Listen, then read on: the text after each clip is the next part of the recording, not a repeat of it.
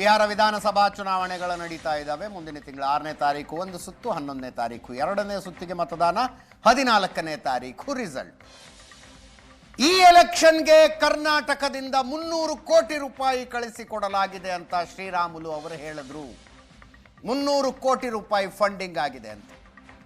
ಅದಕ್ಕೆ DK ಶಿವಕುಮಾರ್ ಅವರ counter, Sriramulu ತಂದು ಕೊಟ್ಟಿದ್ರು ಅದನ್ನೇ ಕಳಿಸಿದೀವಿ ಅಂತ. ಶ್ರೀರಾಮುಲು ಕಾಂಗ್ರೆಸ್ ಪಾರ್ಟಿಗೆ ಫಂಡ್ ಕೊಟ್ಟಿದ್ದಾರೆ, ಅದನ್ನೇ ಕಳಿಸ್ತಾ ಇದ್ದೀವಿ ಬಿಹಾರಕ್ಕೆ ಅಂತ DK ಶಿವಕುಮಾರ್ ಕೌಂಟರ್.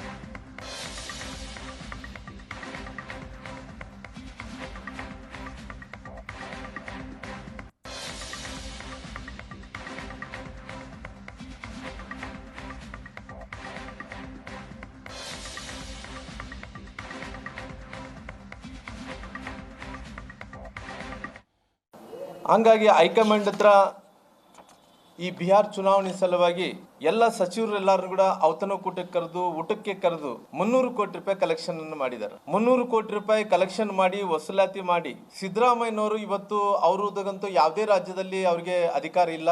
ಇವತ್ತು ಕರ್ನಾಟಕ ರಾಜ್ಯದಿಂದ 300 ಕೋಟಿ ರೂಪಾಯಿ ಕಲೆಕ್ಷನ್ ಅನ್ನು ಮಾಡಿ ಕಾಮಧೇನು ಕಲ್ಪವೃಕ್ಷ ತರ ಇವತ್ತು ಆ ಕಾಂಗ್ರೆಸ್ ಸರ್ಕಾರಕ್ಕೆ ಇವತ್ತು ಸಿದ್ದರಾಮಯ್ಯರು ನಿಂತಿದ್ದಾರೆ. ಹಂಗಾಗಿ ಅವರು ಒಂದು ಬೇಡಿಕೆ ಏನಂದ್ರಿಗಿನ 2028 ತನಕ ಕೂಡ ನಾನೇ ಮುಖ್ಯಮಂತ್ರಿಗಳಾಗಿ ಮುಂದುವರಿಬೇಕು. ಆ ಮುಂದುವರಿಬೇಕು ಅಂದ್ರಿಗಿನ ಏನ್ ಮಾಡಬೇಕು ಅಂದ್ರಿಗಿನ ಕೇವಲ ಬಿಹಾರ್ ಚುನಾವಣೆಗಳು ಒಂದೇನ, ಇನ್ನು ಸಾಕಷ್ಟು ಚುನಾವಣೆಗಳೇನು ಮುಂದೆ ನಡೀತಾ ಇದಾವ. ಎಲ್ಲ ಚುನಾವಣೆಗಳಿಗೆ ಇವತ್ತು ಕರ್ನಾಟಕ ರಾಜ್ಯ ಇವತ್ತು ATM ಆಗಿ ಇವತ್ತು ಆಗಿದೆ. ಅವ್ರದ್ದು ಒಂದು 6ನೇ ಗ್ಯಾರಂಟಿ 5 ಗ್ಯಾರಂಟಿಗಳು ಕೊಟ್ಟು 6ನೇ ಗ್ಯಾರಂಟಿ ಏನಪ್ಪಾ ಅಂದ್ರಿಗಿನ ನಾನು ಮುಖ್ಯಮಂತ್ರಿಗಳಾಗಿ 5 ವರ್ಷಗಳ ಕಾಲ ಮುಂದುವರಿಬೇಕನ್ನಂಥದ್ದು ಕೂಡ ಅವ್ರ ಗ್ಯಾರಂಟಿ ಆಗಿಲ್ಲಿದೆ.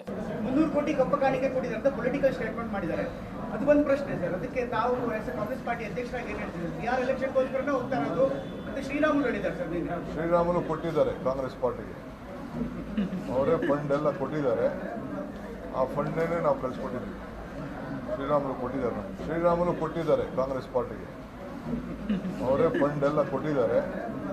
ಆ ಫಂಡ್ನೇ ನಾವು ಕಳಿಸ್ಕೊಟ್ಟಿದ್ದೀವಿ. ಶ್ರೀರಾಮುಲು ಕೊಟ್ಟಿದ್ದಾರೆ.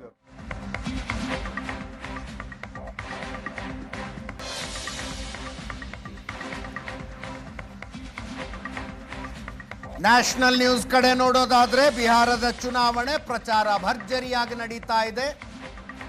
ತುಂಬಾ ದಿನಗಳ ಗ್ಯಾಪ್ ತಗೊಂಡು ರಾಹುಲ್ ಗಾಂಧಿ ಪ್ರಚಾರಕ್ಕೆ ಬಂದಿದ್ದಾರೆ. ಮತಾಧಿಕಾರ ಯಾತ್ರೆಯನ್ನ ಮಾಡಿದ್ರು ಬಿಹಾರದಾದ್ಯಂತ ರಾಹುಲ್ ಗಾಂಧಿ, ತೇಜಸ್ವಿ ಯಾದವ್. ಆ ಯಾತ್ರೆಯ ಸಮಾರೋಪ ಸಮಾರಂಭ ಆದ ಮೇಲೆ ಚುನಾವಣೆಗಳ ಘೋಷಣೆ ಆದವು.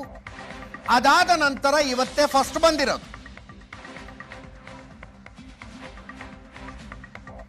ಮುಜಫರ್ಪುರದಲ್ಲಿ ಮಹಾಗಠಬಂಧನ್ ಸಮಾವೇಶ.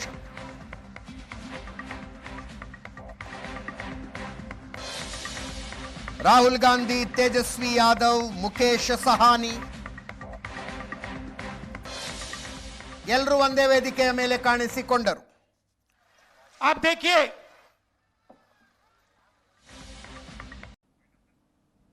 ಇದರೊಂದಿಗೆ ಇವತ್ತಿನ ಪಾರ್ಟಿ ರೌಂಡ್ಸ್ ಮುಗಿಸ್ತಾ ಇದ್ದೀವಿ. ನೇರ ದಿಟ್ಟ ನಿರಂತರ ಸುದ್ದಿಗಾಗಿ ನೋಡ್ತಾ ಇರಿ ಏಷ್ಯಾನೆಟ್ ಸುವರ್ಣ ನ್ಯೂಸ್.